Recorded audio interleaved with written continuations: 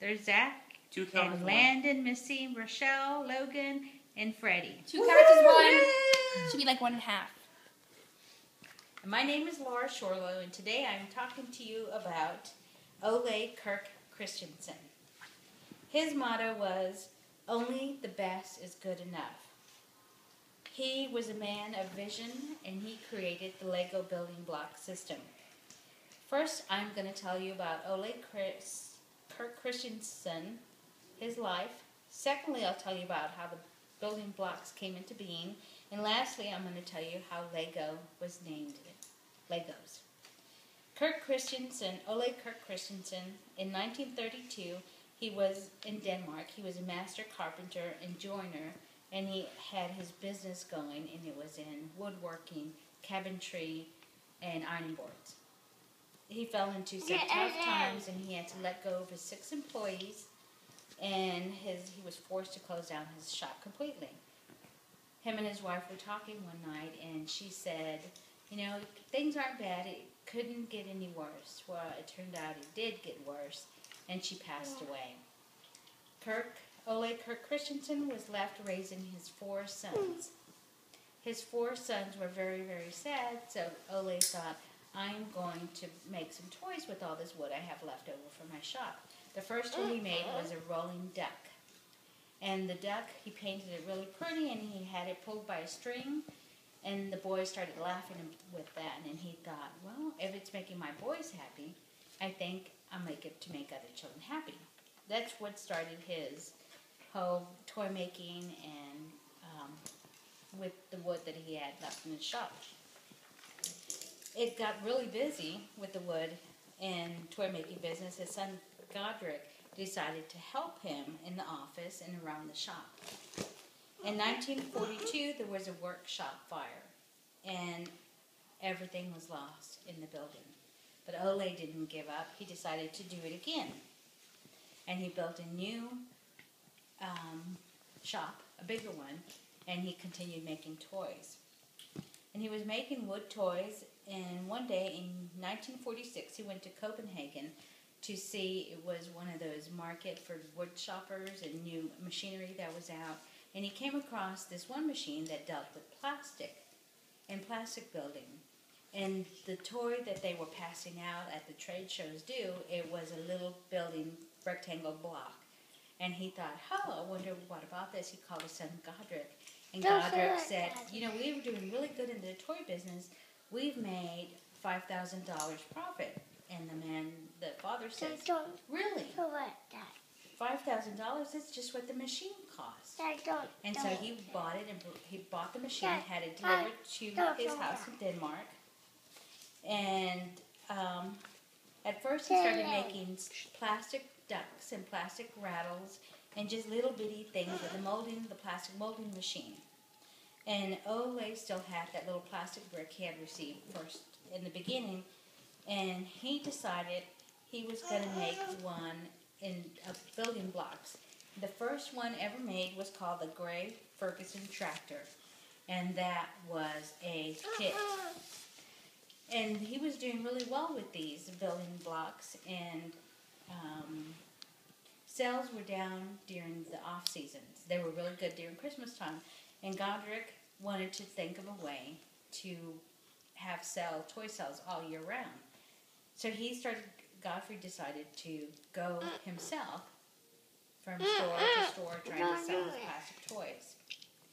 In 1954, Godfrey meets the head of a large shopping store on a cruise ship on the way back. And the man tells Godfrey that the new toys, or toys of today, don't have much of a meaning. They need a new system of play. And Godfrey comes back thinking, we need a system with the toys, a new system.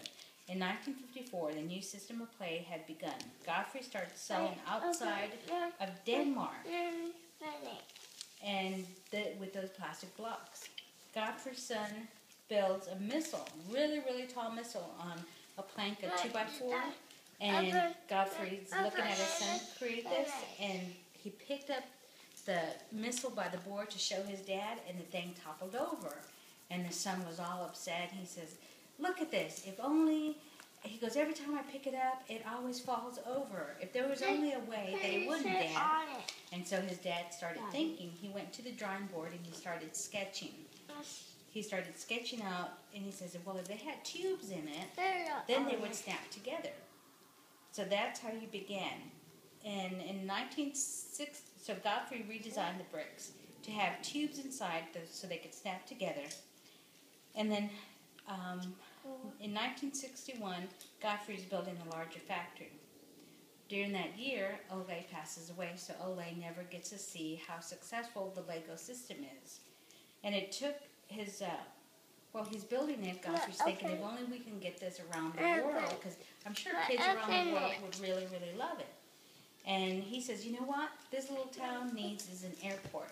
It took 3 years to build that airport, and then they started shipping things off. And so in 1961, Godfrey builds a larger factory, and like I said, it took 3 years to build an airport.